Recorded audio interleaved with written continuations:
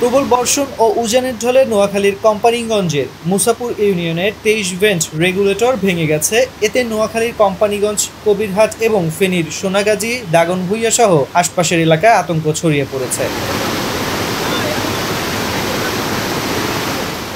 সোমবার বেলা ১১:১৫টায় জেলা প্রশাসক দেওয়ান মাহবুবুর রহমান বিষয়টি জাগো নিউজকে নিশ্চিত করেন।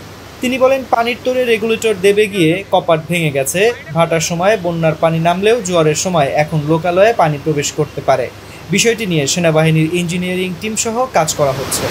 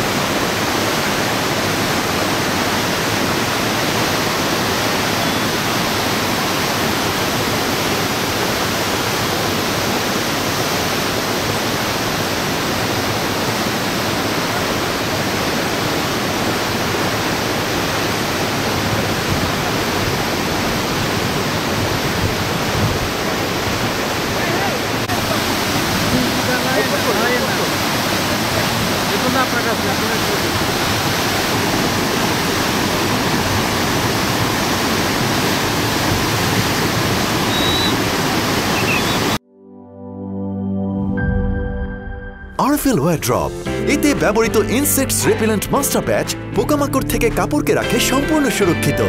আরএফএল ওয়্যার ড্রপ, যত্নে থাকুক ভালোবাসা।